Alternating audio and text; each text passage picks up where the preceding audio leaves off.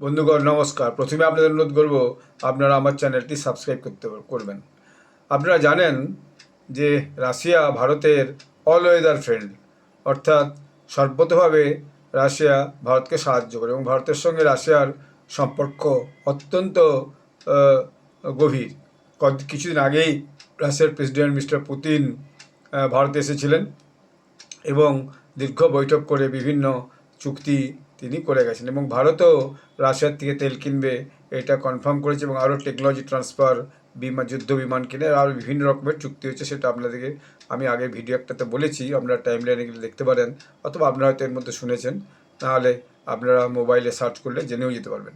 তো এখন যেটা হচ্ছে, রাশিয়ার সঙ্গে ভারতের একটা নতুন যে সি রুট, একটা সমুদ্র দিয়ে একটা নতুন রাস্তা তৈরি হচ্ছে এবং যাতে করে রাশিয়ার দূর প্রান্তের সঙ্গে ভারতের যে মালপত্র ক্যারি করার যোগাযোগের যে ব্যবস্থাটা জল জাহাজে করে, সেটার একটা ভয়ানক সুবিধা হবে এবং তাতে অনেক সময়ও কমবে, কস্ট কাটিংও হবে এবং তেল খরচও জাহাজের অনেক কম হবে এবং নাবিকদের যে স্ট্রেস হয় দীর্ঘ সমুদ্র যাত্রায়, সেটাও হবে না আগামী দিনে। তো সেই রুটটার নাম দেওয়া হয়েছে ইস্টার্ন মেরিটাইম করিডোর, ইএমসি।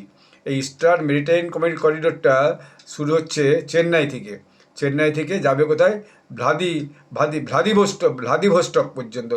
এইটা একটা সি রুট, এইটা নাম দেওয়া হয়েছে ইএমসি, ইস্টার্ন মেরিটাইম করিডোর। এইটা সাউথ ইন্ডিয়া এবং রাশিয়ার যে ফার ইস্ট রিজিয়ন, অনেক দূরবর্তী যে জায়গা, সেই দুটো জায়গাকে কানেক্ট করছে।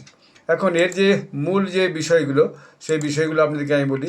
সেটা হচ্ছে যে এইটা, তাতে দেখা যাচ্ছে যে যে আগের যে সময় নিল তার থেকে 40% ডিস্টেন্ট যে কাটিং হচ্ছে, অর্থাৎ আগে যে দূরত্ব ছিল তার থেকে 40% দূরত্ব কিন্তু কমে যাচ্ছে এই করিডোরে। দি corridor significantly reduce cargo transit time by up to 16 days and cuts distance up to by 40%, making it a highly efficient trade route. একটা ভয়ানক গুরুত্বপূর্ণ যে বাণিজ্য রাস্তা, সেই রাস্তাটা তৈরি হতে চলেছে। এখন কী হয়তো বর্তমান অবস্থা কী আছে? বর্তমান অবস্থা হচ্ছে যে মুম্বাই থেকে রাশিয়ার সেন্ট পিটার্সবার্গ পর্যন্ত একটা রুট আছে।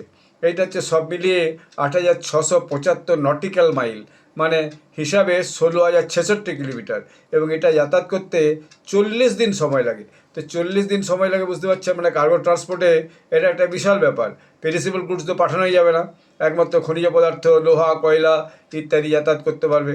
পেরিসেবল গুডস, ফল টল ইত্যাদি পাঠানো নিয়ে আসা বড় মুশকিল। যাই হোক, এখন এই যে নতুন রুটটা হচ্ছে, এই যে চেন্নাই ভ্লাদিভস্টক যে নতুন রুটটা হচ্ছে, এই রুটটার টোটাল দূরত্ব হচ্ছে 5,647 নটিক্যাল মাইল, তার মানে কিলোমিটার হচ্ছে 10,458 কিলোমিটার, এবং এটা মাত্র 24 দিন সময় লাগবে। তাহলে বুঝুন, আগে যেটা 40 দিন সময় লাগতো, এখন থেকে এটা হচ্ছে যে 24 দিন মাত্র সময় লাগবে। এবং এর যে ডিস্টেন্সটা, সেই ডিস্টেন্সটা প্রায় 5,608 কিলোমিটার ডিস্টেন্স যে সেভ হচ্ছে, রিডিউস হচ্ছে, অর্থাৎ যে পরিমাণ যে আগে দূরত্ব ছিল তার থেকে 5,608 কিলোমিটার দূরত্ব কিন্তু কমে যাচ্ছে। এটা কোনো কম ব্যাপার নয়, কিন্তু এটা বিরাট ব্যাপার। এত বড় একটা দূরত্ব কমে যাওয়া একটা বিরাট ব্যাপার। এবং এই যে ইএমসি রুটটা, এই ইএমসি রুটটা ইনফ্যাক্ট হচ্ছে কি যে কোথাও দিয়ে যাচ্ছে, যে জল যে জলপথ যেটা পাস করে যাচ্ছে। The EMC passes through key waterways including the sea of Japan, east China sea, south China sea, Malacca straits, Andaman sea and the bay of Bengal.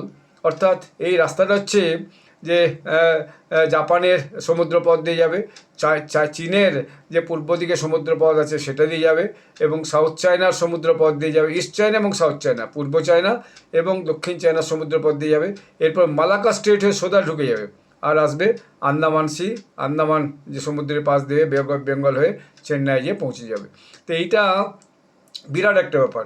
এবং এই যে রুটগুলোর মধ্যে যে সমস্ত জায়গাগুলো পড়ছে, সেগুলো হচ্ছে ডালিয়ান পড়ছে, সাংহাই পড়ছে, হংকং পড়ছে, হোচিমিন সিটি পড়ছে, সিঙ্গাপুর পড়ছে, কুয়ালালামপুর পড়ছে, ব্যাংকক পড়ছে, ঢাকা পড়ছে, কলম্বো পড়ছে এবং চেন্নাই পড়ছে।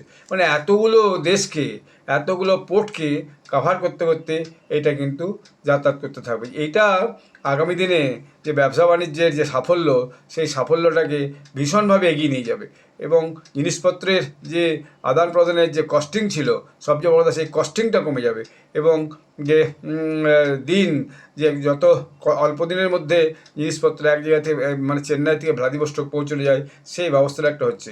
এটা একটা ঐতিহাসিক সিদ্ধান্ত হতে চলেছে এবং কার্যকরী হতে চলেছে, যেটা আগামী দিনে ভারত আর রাশিয়ার মধ্যে যে বাণিজ্য ব্যবস্থা, অর্থাৎ ট্রেড এবং ট্রান্সপোর্ট থ্রু সি রুটস, এটা কিন্তু ভীষণভাবে এগিয়ে নিয়ে যাবে এবং এটা আগামী দিনে একটা খুব সফল একটা যে জলজাহাজে করে মালপত্র রাশিয়া এবং ভারতের মধ্যে আদান প্রদানের একটা ভয়ানক সুবিধাজনক একটা ব্যবস্থা কিন্তু আগামী দিনে হবে। তো এইটার সবাই আলোচনা করছে এবং যেটা একটা সাফল্য আগামী দিনে আসবেই এবং রাশিয়ার সঙ্গে ভারতের বন্ধুত্ব আগামী দিনে আরও প্রগাঢ় হবে। তেল, কয়লা, লোহা, বিভিন্ন আরও যে সামগ্রী আছে সেগুলো যাতায়াত, এমনকি এতদিন কমে যাওয়ার জন্য হয়তো কিছু কিছু পেরিসেবল গুডসও এর মধ্যে দিয়ে যাতায়াত করতে পারবে, সেটা আগামী দিনে অবশ্য আমরা বিস্তৃতভাবে জানতে পারবো। যাই হোক, এটা ভারত রাশিয়ার সম্পর্কের একটা মস্ত বড় মাইলস্টোন হিসাবেই দেখা হচ্ছে। এরপরে আবার নতুন কোনো ওয়ার্ল্ড পলিটিক্সের বিষয় নিয়ে আপনাদের কাছে আমি আলোচনা করব। আপনারা সবাই ভালো থাকবেন। ধন্যবাদ।